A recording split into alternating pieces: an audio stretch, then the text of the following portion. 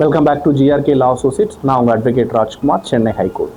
இன்றைய பதிவில் வாங்கிய கடனை திருப்பி தர முடியாவிடில் என்ன செய்யறது? கந்து வட்டிக்கு பணம் வாங்கும் பொழுது நான் ஏற்கனவே ஒரு முன்னொரு பகுதியில் சொல்லியிருக்கேன், ₹1 2 ரூபாய் வரையும் வட்டி பார்த்தீங்கன்னா அங்கீகரிக்கப்பட்ட வட்டி. அது மேக்சிமம் ₹1 தான்.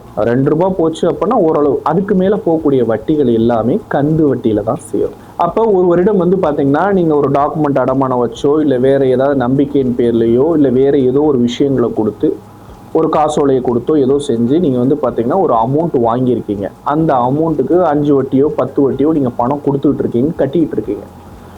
ஒரு கட்டத்துக்கு மேலே நீங்கள் முதலுக்கு மேலே வட்டி கொடுத்துட்டீங்க, முதலுக்கு மேலேயே வட்டி கொடுத்துட்டீங்க. ஆனால் உங்களால் முதல் கொடுக்க முடியாத சூழ்நிலையாக இருக்குது, பணம் உங்கள்கிட்ட இல்லை.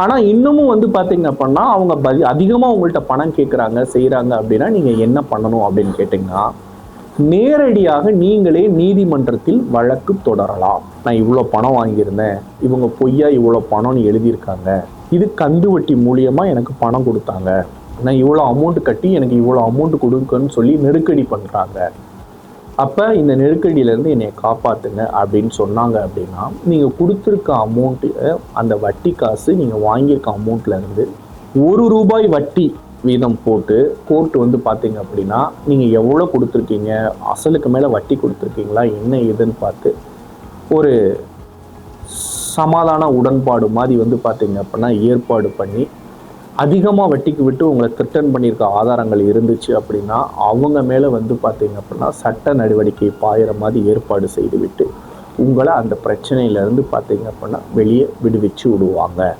சில இந்த சீட்டிங்ஸ் குரூப்ஸ்லாம் இருக்குது. முதல்ல அது பார்த்தீங்கன்னா நீங்கள் 5 லட்சம் கட்டினா 10 லட்ச ரூபா கொடுப்போம், 10 லட்ச ரூபா கட்டினா 20 லட்ச ரூபா கொடுப்போம். அதேமாதிரி பார்த்தீங்கன்னா இந்த காயின் பிட் காயின் அந்த காயினில் நீங்கள் போடலாம். அதுக்கப்புறம் லேண்டுக்கு பார்த்தீங்க அப்படின்னா நீங்கள் 1 லட்ச ரூபா கட்டி ஒரு லேண்டை நீங்கள் ரெஜிஸ்டர் பண்ணி வச்சிட்டிங்க அப்படின்னா அதுக்கப்புறம் பார்த்தீங்க அப்படின்னா நாங்கள் விற்கும்போது அது 10 லட்சத்துக்கு விற்கும்போது உங்களுக்கு 7 லட்ச ரூபா கொடுத்துருவோம். இந்த மாதிரியெல்லாம் ஒரு அல்டாப்பு புல்டாப்பு குரூப்லாம் நிறைய இருக்குது. ஒரு 1 லட்சம் ரூபாய்க்கு உங்களுக்கு மாதம் 10,000 ரூபாய் இன்ட்ரெஸ்ட் கொடுக்குறோம் அப்படிம்பாங்க. இவங்க என்ன பண்ணுவாங்க, ஃபஸ்ட்டு ஒரு மாதம் பார்த்தீங்க அப்படின்னா 1 லட்ச ரூபா போட்டு பார்ப்போமேன்னு போட்டு பார்ப்பாங்க. அவனுக்கு ஒரு பிரச்சனையுமே கிடையாது. அவன் என்ன செய்வான்னு கேட்டிங்க அப்படின்னா, இவன் 100 பேர்த்திட்ட வாங்கியிருந்தா என்ன ஆகும், எப்படி 1 கோடி ரூபா ஆகும். அப்போ அவன் அந்த அடுத்த மாதம் வட்டியாக கொடுக்க போகிறது எவ்வளோ கொடுக்க போகிறான், வெறும் 10 லட்ச ரூபா தான் கொடுக்க போகிறான். அப்போ 90 லட்சம் அவன் கையில் இருக்கும். அவன் எந்த சொந்த காசுமே அவன்கிட்ட இருக்காது, நீங்கள் கொடுத்த பணம் தான் இருக்கும். அதே 10,000 ரூபாய் எடுத்து உங்கள் கையில் கொடுத்துருவான். அதில் 10,000 ரூபாய் எடுத்து உங்கள் காசுலேயே கொடுத்துட்டு 90,000 அவனுக்கு 90 லட்சம் கையில் இருக்கும். அப்போ நீங்கள் என்ன செய்வீங்க, அடுத்த மாதம் பார்ப்பீங்க. அவன் இப்படியே 3 மாதம் கொடுத்துட்டு உங்களுடைய பணத்தை 70,000 கையில் வச்சுருப்பான். மீதி 30,000 நீங்கள் கொடுத்த பணத்திலே உங்களுக்கு வட்டின்னு சொல்லி கொடுத்துருவான். நீங்கள் என்ன பண்ணுவீங்க, ஆளை விடுமா, அதுக்கப்புறம் மாமா சித்தப்பா சொந்தக்காரு பெரியப்பா ஊரில் இருக்கவங்க போனவங்க வந்தவங்க எல்லாத்தையும் பிரெயின் வாஷ் பண்ணி நான் 3 மாதம் 30,000 வட்டி வாங்கிட்டேன் அவர்கிட்ட, என் பணம் அசல் 1 லட்ச ரூபா இருக்குது, இல்லை நான் ஒரு ஆளை சேர்த்து விட்டேன் அப்படின்னா அதுக்கு தனியாக எனக்கு பணம் வரும். முதல்ல நீ ஒரு ஆளை சேர்த்து விட்டேன்னு இப்படி ஒரு கேங் சேர்த்துருவாங்க. ஒரு 3000 பேர் 4000 பேர்கிட்ட பார்த்தீங்க அப்படின்னா அவன் பணத்தை டோட்டலாக வசூல் பண்ணதுக்கப்புறம் அவன் பார்த்தீங்கன்னா எங்கே இருக்கான் என்ன ஏதுன்னு தெரியாமல் ஆள் அட்ரஸ் எல்லாம் பூட்டிட்டு கிளம்பி போயிடுவோம். நீதிமன்றம் மூலியமாக அதுக்கப்புறம் போலீஸில் கம்ப்ளைண்ட் பண்ணி எல்லாம் போராட்டம் பண்ணி எல்லாம் செஞ்சு அதுக்கப்புறம் அவனை பிடிச்சா நீங்கள் அவன்கிட்ட கொடுத்துருக்க பணத்துக்கும் பார்த்தீங்கன்னா எவிடன்ஸ் இருக்காது. அப்போ என்ன ஆகும் அப்படின்னு கேட்டிங்க அப்படின்னா அவன் ஜாலியாக பார்த்தீங்கன்னா நீதிமன்றத்துக்கு வந்துடுவான். 1 வருஷம் வெளியில் வர முடியாத அளவுக்கு பார்த்தீங்கன்னா குண்டர் சட்டம்லாம் போடுவாங்க முதல்ல. அதுக்கப்புறம் அதை முடிச்சுட்டு வெளியில் வந்துடுவான். ஆனால் பணத்தை யார் கொடுத்தாங்களோ அவங்க தான் பிரச்சனையில் மாட்டிக்கணும். ஆர்பிஐ அதாவது என்ன சொல்கிறாங்க, ரிசர்வ் பேங்க் ஆஃப் இந்தியாவிலே என்ன சொல்லியிருக்காங்க அப்படின்னு கேட்டாங்க, ரிசர்வ் பேங்க் ஆஃப் இந்தியாவுடைய கண்ட்ரோலில் இருக்கக்கூடிய அந்த பேங்க்கு அவங்கள்ட்ட மட்டும் நீங்கள் கடன் வாங்க, நகை அடகு வைங்க போங்கன்னு சொல்கிறாங்க முதல்ல. அதை நீங்கள் எல்லாம் தெளிவாக புரிஞ்சுக்கணும்.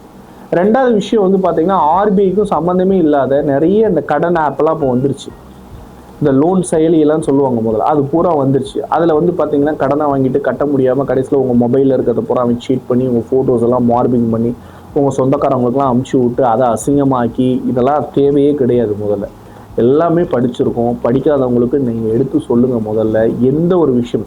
அதே மாதிரி இன்னொரு விஷயம் நல்லா புரிஞ்சுக்கோங்க, அது நிறைய பேருக்கு சொல்கிறேங்க, தயவு செய்து உங்களுக்கு லோன் அப்ரூவல் பண்ணி தர்றேன், நீங்கள் முன்பணமாக 5,000 கட்டணும், 2,000 கட்டணும், 3,000 கட்டணும், அப்போ தான் உங்களுக்கு சிபில் இருக்கான்னு பார்க்க முடியும். இந்த மாதிரி ஒரு ஃபேக் குரூப் நிறைய சுற்றிக்கிட்டாலே எவன் வந்து லோன் கொடுக்கறதுக்கு உங்கள்கிட்ட முன்பணம் கேட்குறானோ கண்டிப்பாக அந்த இடத்துல லோனே வராது.